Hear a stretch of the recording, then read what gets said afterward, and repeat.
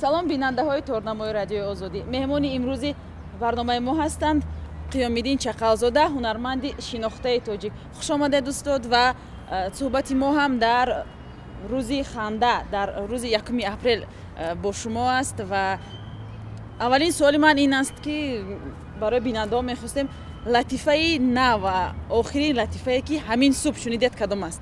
латифаи наве ки ин пагаҳои шуд дар ман саҳар хестаму либосома пӯшидам, хона ба пурсидам ки куҷо меравӣ? Хайр, ман гуфтам ки кор ба меравам.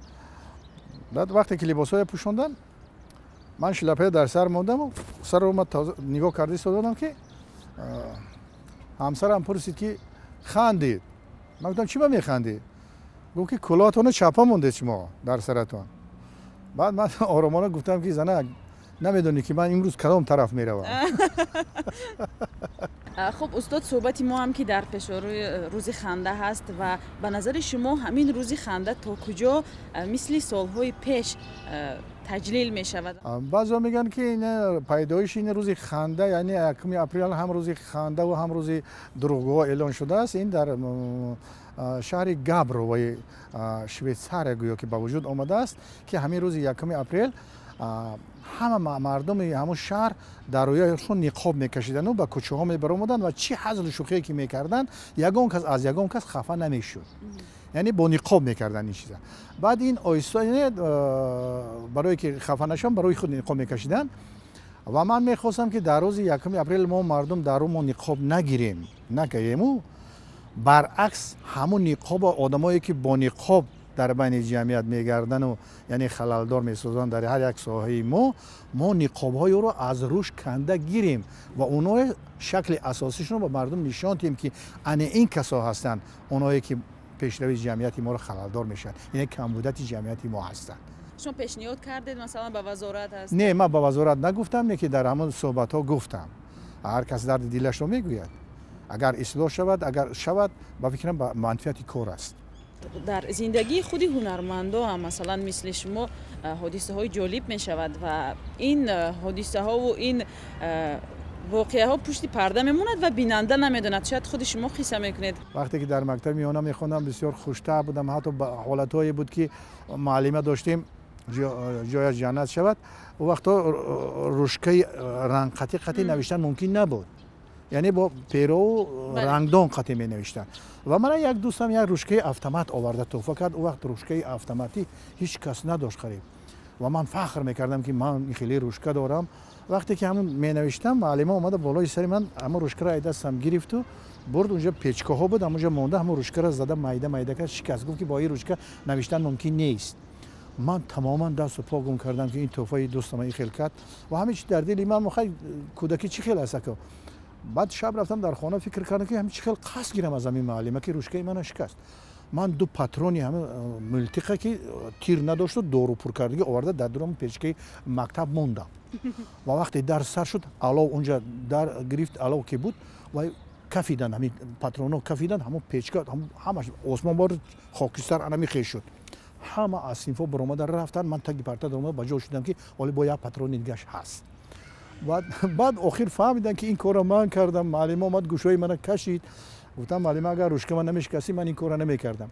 яъне ин чизҳои хотирҳои бачагӣ буд. имрӯз аз хонавода ки касби шумо гирифтааст? аз фарзанд? аз фарзандо ягон кас касби мана нагирифт. не ки фарзандои ман ҳамаш хуштабиат ҳастанд, ҳамаш ҳазлкаш ҳастанд ва бисёр агар зиқ шавад ман ба гап мепартоям ки ман ягон чӣ гӯям ки онҳо хушҳол шаванд.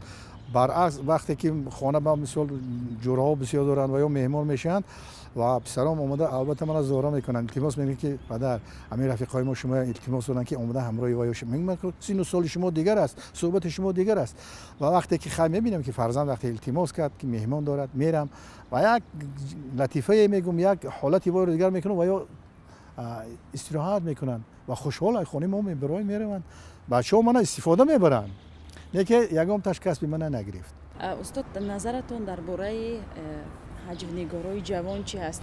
ҳастанд, дар ҳама ноҳияву дар ҳама чизҳо ҳастанд, ҷавонҳо ҳастанд. фақат онҳоро ҷустуҷӯ карда, онҳоро якҷо муттиъ карда, онҳоро аз роҳбарои ноҳияву аз роҳбарои ҳамун шӯъбаҳо илтимос карда ки инҳоя таҳти назорат гиранд تا اینکه تربیت کنن با وایه برسونن و برای صنعت ما باید خدمت کنن.